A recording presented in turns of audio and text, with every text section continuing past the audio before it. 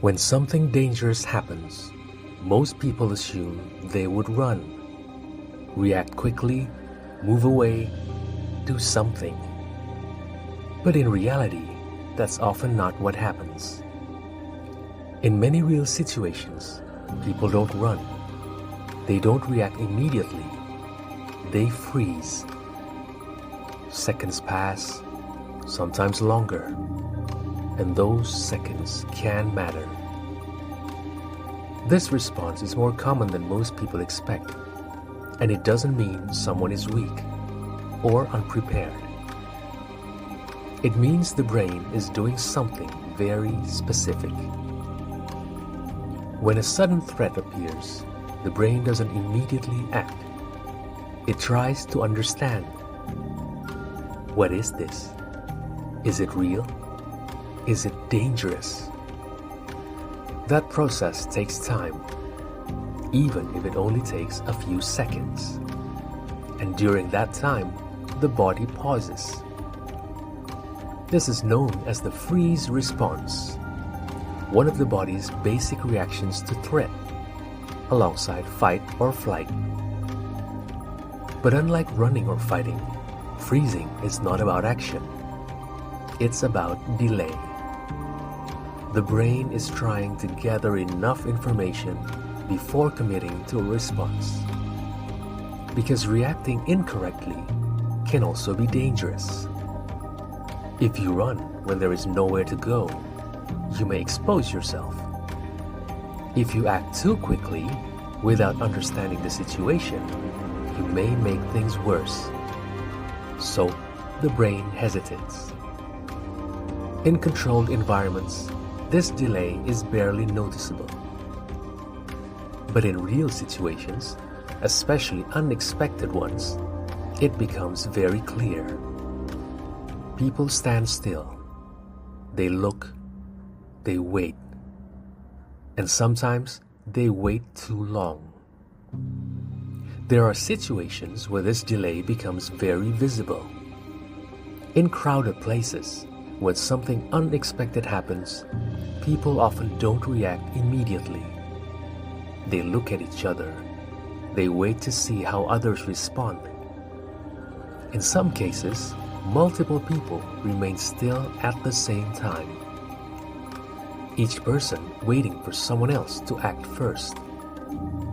This creates a brief moment when nothing happens, even when something clearly should.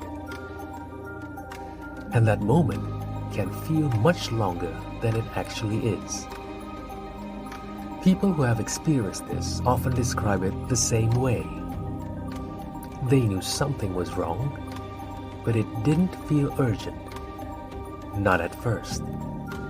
There is a gap between recognizing a situation and believing it requires action. And that gap is where the freeze response exists. It's not just physical, it's cognitive. The brain is trying to resolve a conflict. What you are seeing and what you expect to be happening don't match. And until they align, the body hesitates. There are many recorded examples of this, in accidents, in emergencies, even in situations where the danger is obvious in hindsight.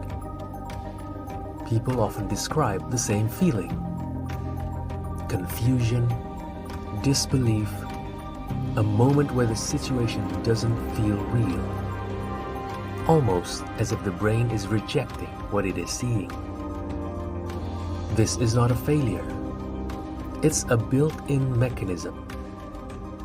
The brain is trying to protect you from acting on incomplete information.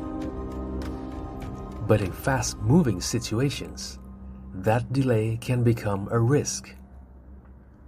What makes this more complicated is that most people are not aware of it. We assume we will react immediately. But under real pressure, the brain follows its own process. And that process includes hesitation. This is why training changes behavior. People who are repeatedly exposed to simulated danger react faster because their brain recognizes the pattern sooner. The delay becomes shorter, the response becomes automatic. But without that exposure, the first reaction is often pause, a moment of stillness. And in some situations, that moment is the difference between reacting and not reacting at all.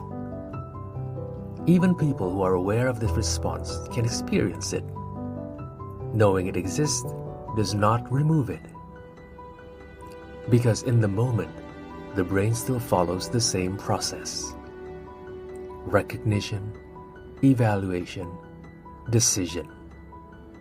And that sequence always takes time. We tend to think that danger will be obvious, that we will recognize it instantly. But the reality is different. Sometimes, the biggest risk is not the danger itself. It's the moment we spend trying to understand it.